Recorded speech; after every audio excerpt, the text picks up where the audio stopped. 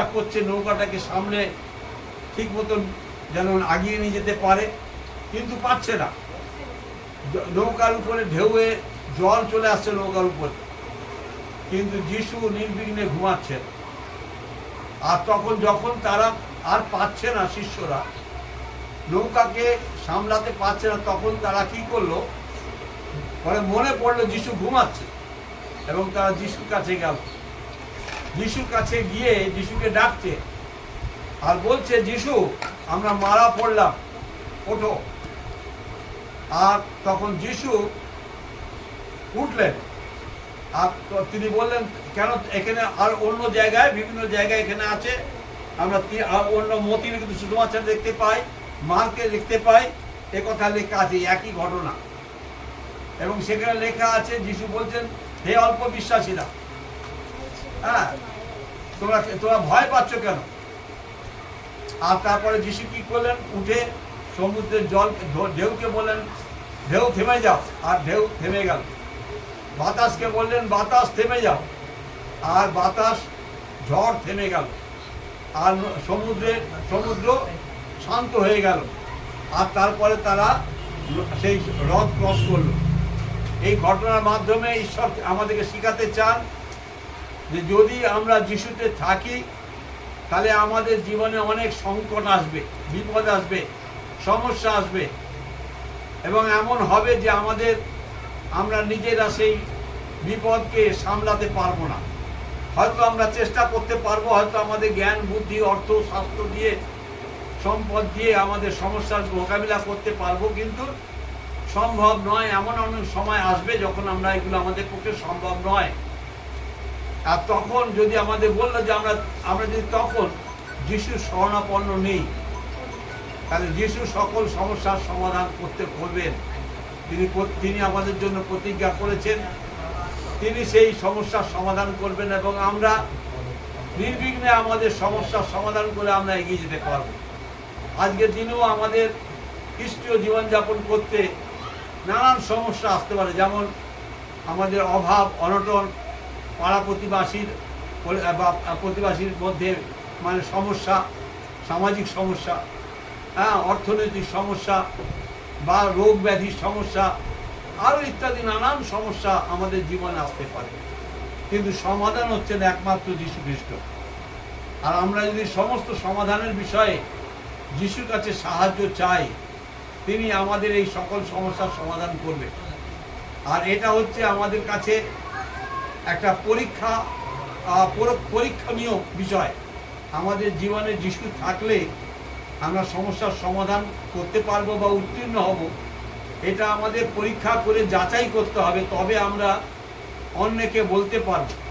ওই শিষ্যদের কাছে তারা অভিজ্ঞতা লাভ করলো, এবং তারা বলল, ইনি কে যে এরার কথা এই বাতাস এবং সমুদ্র শুনছে? আমাদের জীবনে কি অভিজ্ঞতা হয়েছে যে যিশুর কথায় এই প্রকৃতি শুনবে এবং আমাদের সমস্যার সমাধান হবে? যদি না হয়ে থাকে, তাহলে আমাদের সেটা অভিজ্ঞতায় আনতে হবে।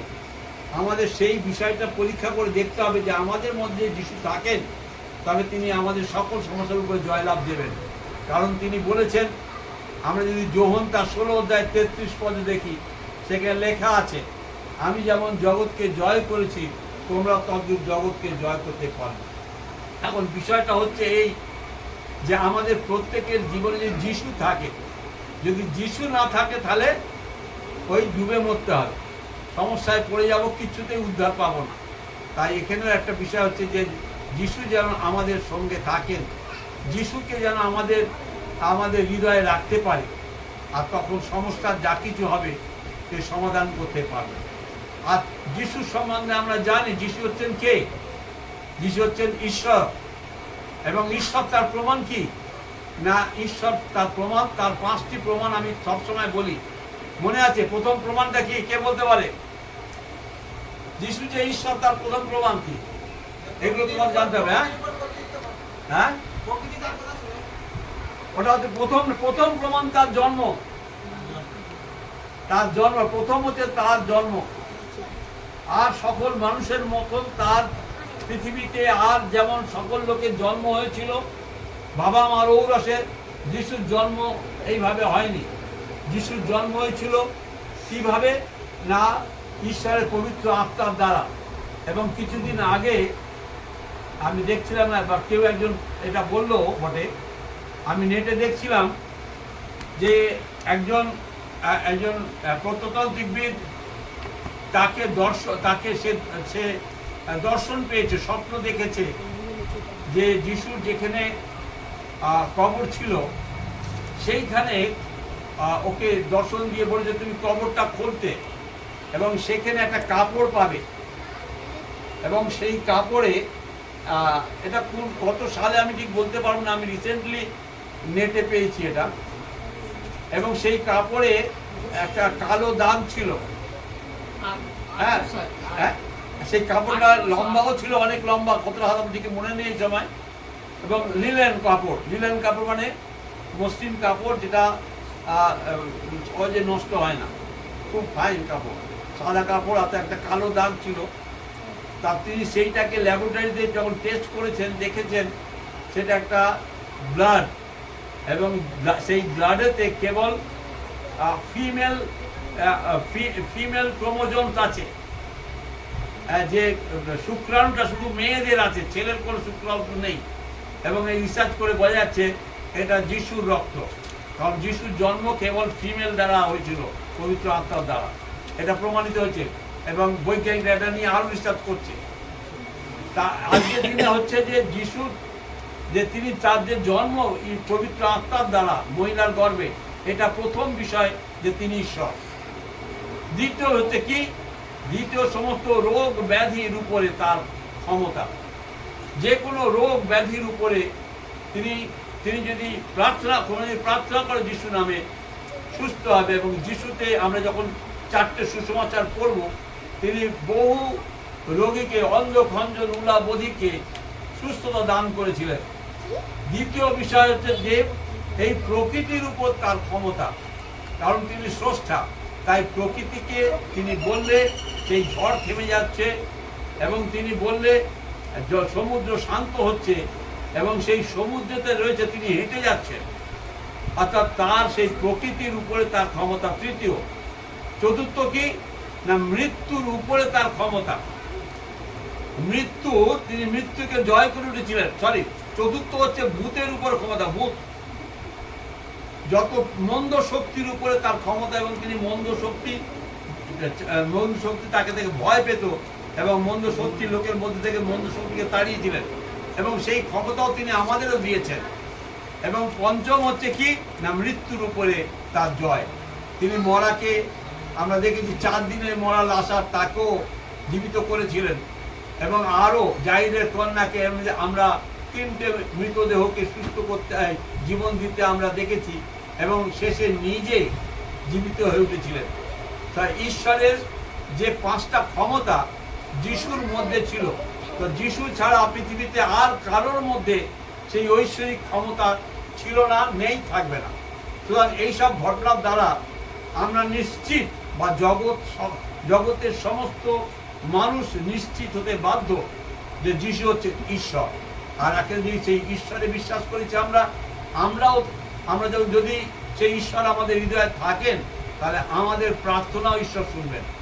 আমরাও এই প্রকৃতির উপরে আমাদের ক্ষমতা থাকবে, এবং রোগ ব্যাধির উপরে ক্ষমতা থাকবে, ভূতের উপরে ক্ষমতা থাকবে, মন্দ শক্তির উপরে ক্ষমতা থাকবে, এবং মৃত্যুর উপরে ক্ষমতা থাকবে। ঈশ্বর আমাদের সাহায্য করুন যে আমাদের জীবনে বা পারিবারিক জীবনের সমস্যা আসলে পরে আমরা নিরাশ বা হতাশ হব না। আমাদের ঈশ্বর, তিনি আমাদের সঙ্গে আছেন। তিনি প্রতিজ্ঞা করেছেন, যুগান্ত পর্যন্ত আমি তোমার সঙ্গে সঙ্গে আছি, এবং সকল অবস্থায় তিনি আমাদের পাশে থেকে সাহায্য করবেন। ঈশ্বর আমাদের প্রত্যেককে আশীর্বাদ করুন। আমেন। আমরা একটা গান করি। কি গান করব? জয় হোক যিশু, জয় হোক প্রশংসা পরাক্রম তোমার, প্রশংসা পরাক্রম প্রতাপ তোমার। জয় হোক যিশু, জয় হোক তোমার। জয় হোক যিশু, জয় হোক তোমার। সকল ধন্যবাদ। জঘন্য পাপী আমি অতি দুরাচার, প্রেমের গড়ালে মোরে প্রেমের অবতার। জঘন্য পাপী আমি অতি দুরাচার, প্রেমের গড়ালে মোরে প্রেমের অবতার। প্রেমের অবতার তুমি দয়ার অবতার, প্রেমের অবতার তুমি দয়ার অবতার। জয় হোক যিশু জয় হোক তোমার, জয় হোক যিশু জয় হোক তোমার। সকল ধন্যবাদ মহিমা গৌরব তোমার। জয় হোক যিশু জয় হোক তোমার। সকল ধন্যবাদ। রোগ হতে আরম্ভ করলেন মহিমা তোমার, সম্পদে বিপদে সহায় হয়েছো আমার। রোগ হতে আরম্ভ করলেন মহিমা তোমার, সম্পদে বিপদে সহায় হয়েছো আমার। দয়ার উপর দয়া কত পেয়েছি তোমার, দয়ার উপর দয়া কত পেয়েছি তোমার। জয় হোক যিশু জয় হোক তোমার, জয় হোক যিশু জয় হোক তোমার। সকল ধন্যবাদ। ঘাটে মাঠে ভালো হয়েছো আমার, দেখেছি তোমার প্রেম ব্যবহার। কাঁধে মাঠে ভালো হয়েছো আমার, দেখেছি তোমার প্রেম ব্যবহার। অনুগ্রহ করিয়াছো কত শতবার, অনুগ্রহ করিয়াছো কত শতবার। জয় হোক যিশু জয় হোক তোমার, জয় হোক যিশু জয় হোক তোমার। সকল ধন্যবাদ। যুগে যুগে জয় গানা শুনি তোমার, জীবন্ত বাক্য আর শুনি তোমার। যুগে যুগে জয় গানা শুনি তোমার, জীবন্ত বাক্য আর শক্তি তোমার। শক্তিহীনে দাও হে প্রভু শক্তি তোমার, শক্তিহীনে দাও হে প্রভু শক্তি তোমার। দুর্বলেরে ধরে রাখো মিনতি আমার, দুর্বলেরে ধরে রাখো মিনতি আমার। সকল ধন্যবাদ মহিমা গৌরব তোমার। জয় হোক যিশু জয় হোক তোমার। সকল ধন্যবাদ। হরি প্রার্থনা করো।